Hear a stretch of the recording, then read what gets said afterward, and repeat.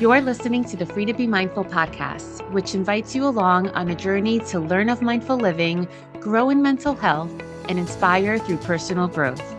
In a world where we can often feel much stress and overwhelm, this podcast provides bite-sized tips and real talk conversations, empowering you to embrace mindfulness and nurture your full potential. I'm your host, Vanessa De Jesus Guzman, educator, licensed professional counselor, entrepreneur, and mom. I'm passionate about helping others live life with peace of mind and ease of heart without losing their, here we go. Hello, and welcome to episode 183 of the Free to Be Mindful podcast. I hope that you're feeling good, looking good, and doing better in this world than you were yesterday. So, as I've shared with you, I have a 10-year-old son who is the absolute best. And obviously, all parents say that about their kids. At least I would hope so, but he really is awesome. Just last week, he woke me up and asked, Mommy, how far is Princeton University from here? Now, mind you, we have never discussed Princeton in my house before, so it caught me a little bit off guard. So, with one eyeball open, I said, Well, it's about 15 minutes south from where we live. Why do you ask? He responds by saying, Well, I asked because when I'm 18, my sister will be 8, so I need to be close to home so that I can visit her on the weekends. And I mean, come on. What 10-year-old is thinking about the future 8 years away on how his actions are going to impact his sister who isn't even born yet? Like I said, he is the best. But like every parent can say, he sometimes drives me nuts. You know, I keep it real. A few months ago, last year in 2023, again out of left field, there must be so much going on in that brain of his. He asked my husband and me when we're going to Aruba again because we hadn't been there since the previous year. Now, mind you, last year during spring break, we took him to Dominican Republic to see my husband's side of the family for the year's anniversary of his great grandmother, who my son had the opportunity to spend so much time with before her passing. And then in the summer, we went to Dominican Republic again, the other side of the island, with my parents and my siblings to see some of my side of the family. And then during the New Jersey Teachers Convention long weekend at the start of November, we went to California to go to Disneyland and to see the Mario World out there. Which, by the way, I don't think that that's the official name, but I do encourage you to Google it because as an 80s baby, I think I enjoyed it more than he did. It's like being inside of a Super Mario World game. It was really, really cool. But anyway, he had a bunch of vacations last year, and here he was asking, when are we going to go to Aruba again? Because it had been a little bit since we had last been there. Ugh. And I don't share these experiences to be braggadocious. I share them for two reasons. The first, our kids can be amazing and unbelievable in different kinds of ways, all at the same time. And most importantly, two, I wanted to discuss the concept of privilege today. It's a topic I've discussed in the podcast many times before from different angles, and we'll chat about one specific angle today as it relates to bias. To check out the previous episodes, you can visit the show notes for episode 4, which was self awareness and privilege, and episode 60 on privilege and language. Now, when it comes to bias and privilege, there's a lot to unpack. And today I wanted to focus on understanding what these words really mean so that we can unlock our own capacity to broaden our perspectives and really become connected with ourselves and to one another. The concept of awareness is truly the foundation to mindful living. It's having the knowledge or understanding that something exists and we can be aware of our own thoughts and feelings through our emotional check ins and envisioning what we want for our needs or how we want our needs to be met. So, for example, with that story that I shared at the beginning, my son was being aware of how his absence when he goes to college is going to impact his sister who's not even born yet because of the 10-year difference. That is awareness. And awareness is what bridges the gap between the known and the unknown, right? It's what connects the two. But sometimes it can be really difficult to reach it, especially when we're dealing with multiple biases. And in my personal opinion, I'm not really sure if we ever master the full concept of awareness in all aspects of life, because we can have it in one area, but perhaps fully not in another. For example, I am fully aware that I might have the strength of public speaking and that a huge area of growth for me is still, even at my age, with numbers. They just scare me. It's just not my thing, but I have that awareness. And that is awareness at a very superficial level, right? But it does go much, much deeper than that. Once we have some level of self awareness of ourselves, we can then develop that social awareness of others and how we think of others. And that is where the concept of bias comes in. So, first, what is bias? According to Psychology Today, a bias is a tendency, inclination, or prejudice toward or against something or someone. Some biases are positive and helpful, like choosing to only eat foods that are considered healthy or staying away from someone who has knowingly caused harm. But many of our biases are often based on stereotypes rather than on actual factual knowledge of an individual or a circumstance. But whether it be positive or negative, such cognitive shortcuts, because that's really what biases are, can result in prejudgments that lead to perhaps rash decisions or discriminatory practices. And I know sometimes that's a little bit hard to hear, but it is absolutely necessary in order for us to learn and grow. And the thing is that our biases exist without us realizing that they're actually there. Because maybe we just learned about them from the way that we were raised, or picked them up from past experiences, or we've seen them in prior decisions that we've made or our families have made. So sometimes they exist, or very often they exist, without our knowledge. So let me tell you an example. A very simple bias that we all have is gender bias, which is unintentional and automatic mental associations based upon gender. And this stems from traditions, norms, values, culture, experiences, and so on. And they may be ingrained in us through society. So when you hear kids or even some adults say, oh no, that's a girl's job or that's a boy's job, that's gender bias at work. Or when you perhaps assume that a surgeon or a lawyer is a man automatically, that's also gender bias at work. I myself am experiencing a lot of internal gender bias because I've been getting in my head a lot about how easy it was to raise my son, but how much more it's going to take to raise a daughter. When the reality is that both sons and daughters need to be raised with self confidence, awareness of safety, how to be a kind person, good moral character, motivation, drive, and so on. But it is something that I've been thinking about a ton while this baby is baking in here about how to make sure that I raise a girl with all of these attributes. But back to awareness and bias, now that we understand what bias is, the reason that self awareness and that social awareness is so important is because when a bias exists, we can then be aware of it and react accordingly in order to make the positive change that we want to make. And there's a lot in that statement I just made because we must first be aware enough that a bias is even there. And then, and here's the important part, we must want to make positive change. I'm sure you've come across folks that perhaps may think, oh, women have no business to be in the armed forces. If they're not aware that that is indeed a gender bias, then maybe they're not even going to want to change it because that's just a thought that, at least in their minds, they think it to be actual factual, when it indeed is a bias. And while I've been using gender as the example, we must understand that there are various forms of bias that we all hold. And some of these biases include cognitive bias, and this is our tendency to favor information that confirms one's pre existing beliefs or values and ignore contradictory evidence. So when you hear of something that goes along or is in line with what you may already be thinking, then you're like, yep, that's it. That's the proof that I'm running with. And you may not pay attention to the other side.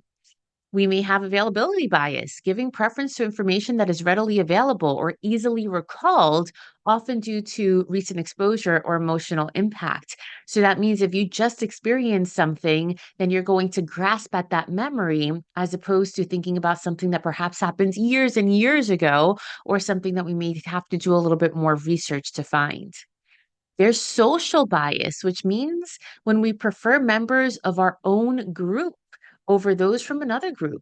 And that can be a group as simple as I like Mets fans better than Yankees fans because I'm a Met fan. That's not true, but just to give you an example. But to go deeper than that, then it also goes in line with stereotyping. When we make assumptions or judgments about individuals based upon membership in a particular group, like race, culture, ethnicity, right? And that then turns into prejudice. There's decision-making bias when we believe in our own abilities or judgments more than is objectively justified. And then there's hindsight bias too, when we see events as having been predictable after they've already occurred. There's memory bias, giving more weight to recent events or experiences when forming our own opinions or making decisions. Then, of course, there's also selective memory when we remember certain aspects of an event while forgetting others. And this can often be attributed or influenced by our emotions or personal biases. There's perceptual bias when we attribute cause or motives to someone's actions, often with insufficient evidence, or there's self serving bias when we can take credit for positive outcomes. Like when a mom may say, oh, yes, they get those good qualities from me, but the bad qualities from their dad. Often said as a joke, but sometimes there's some truth in there. There's cultural bias when we interpret or judge a situation based upon our own cultural values, which may not be universally applicable, but they may be within our own culture. Media bias when we believe, let's say, the news from a particular station or from a particular producer, if it's in line, especially with our own thinking, over another media source. And algorithmic bias, that's an unintended and often unfair discrimination that may occur in automated systems or algorithms due to bias training, data, or design. That happens a lot in social media. So, whether you've understood all of these biases or not, and I know those were very quick explanations, biases can manifest in various forms and they impact different aspects of our cognition and of our decision making. And it's important to note that biases can be both conscious, we can be aware of them, and subconscious or unconscious. They can impact a lot of aspects of our personal and professional lives. And once we recognize them and once we understand these biases, then we can make better informed and even fairer decisions. So the question is, what can we do? But first, why?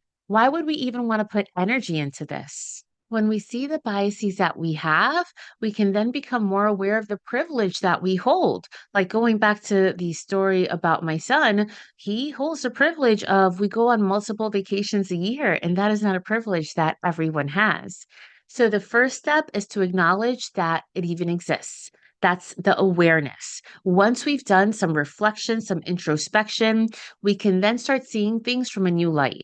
And a lot of times, this can sometimes be a little bit hard to understand and even to accept, especially when bias oftentimes can be implicit or unconscious, because it comes through the patterns or ideals that we've learned through just society, again, our personalized upbringings, and other external factors.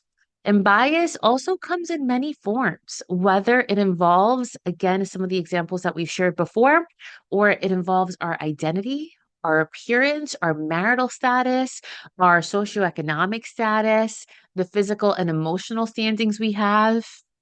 But no matter the form, it usually stems from what we know versus what we don't know. While we may balance the familiar and the unfamiliar, it's good to remember that having these said biases can hold an impact on several aspects of our lives. the views that we have ourselves and the way that we view others. And when we're able to be honest with ourselves and recognize that bias does indeed exist in multiple aspects, we can then take the next step, which is reducing our biases. And when we do reduce our bias, then we can create active change into creating a more inclusive society. And some of the ways that we can do that is to be more mindful of the way that we live, what we say, what we do, how we react, and being really mindful of our language, taking action, making sure that we are inclusive and making sure that we stay away from negative mindsets or accidental judgments. And if we do engage in those accidentally, unknowingly, having the courage to learn and to grow and change those types of words or change those actions to, again, be more inclusive. So think about it. If we enter a situation where we already have a preconceived idea or mindset, we're more likely to respond without being mindful, right? And then that's a missed opportunity to see for ourselves on how things can be different. But instead, when we go into things with an open mind, with no expectations, then we tune into being present, into being in the right here and right now. And then we can be more active in the decisions that we make, as opposed to going through life on autopilot. And as I shared, when we're open to learning and growing, then we're open to the concepts that when we know better, we can do better. Then we can challenge beliefs, whether they be our own or those of our kids or of our family members and society around us, even when it's uncomfortable. And that's challenging. And sometimes we do pick our battles, but especially with, let's say, our children and those closest to us, we can create safe and open spaces where we can take risks, where we can have uncomfortable and hard conversations so that we can all learn from each other and we can watch others lead by example. Because, for example, if there's a bias in the workplace, we can have hopefully open conversations so that leaders can make change and really ask themselves, well, how can we improve this situation or how can I improve? And we can also prioritize fairness and inclusion for everyone.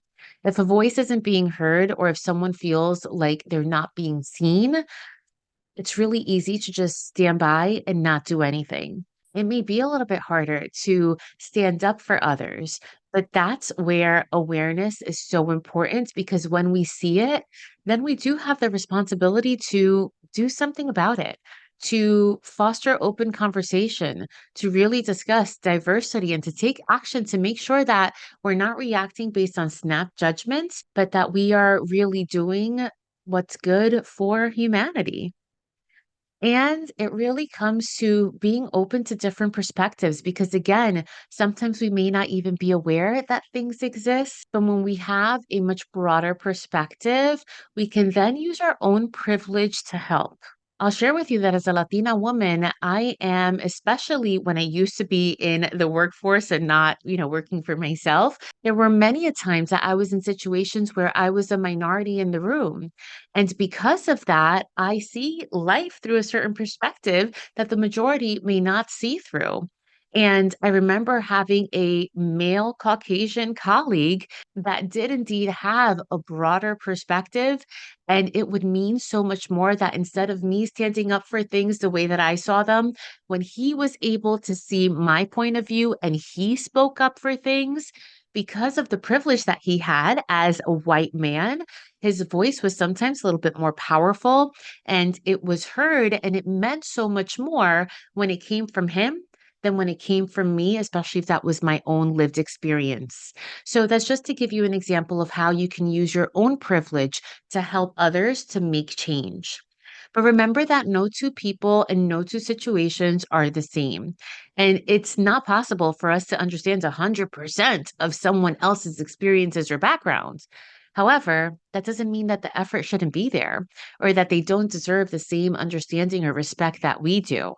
As individuals, we have a collective responsibility to make sure that we appreciate other people's differences instead of alienating them or weaponizing them. We can use our privilege to help others. We can listen, not just to hear things as they're being said, but really to make sure that other people's stories are heard.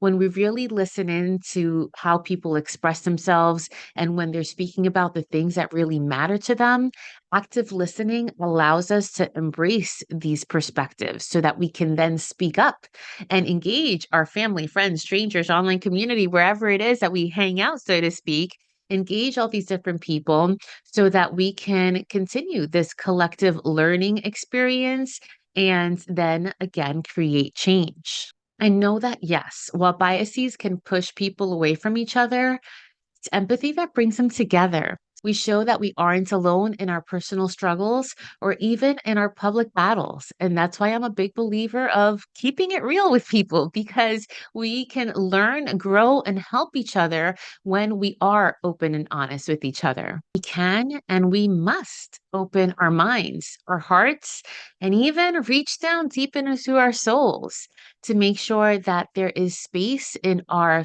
families, in our communities, and in our society and global world as a whole to make sure that there's space for healing, to make sure that there's space for growth, and there's space for love. But that all starts with, again, awareness. And awareness is part of emotional intelligence and it's part of mindfulness and mindful living. And that is why I love to do what I do, not only in the therapy room, but also as a public speaker. I often speak to schools and organizations and businesses on a variety of topics that have mindful living intertwined, such as social emotional learning, such as self-care and preventing burnout in the workspace, such as the balance that we have to hold between our family lives, especially as parents and mothers, and then our professional lives. If you are interested in any of the topics that I may have mentioned or even some further ones, you can always visit my webpage at freetobemindful.com/speaking to get more information. So, my friends, we talk so much about awareness and bias, and know that we all have a sense of privilege that we hold in different areas of our lives.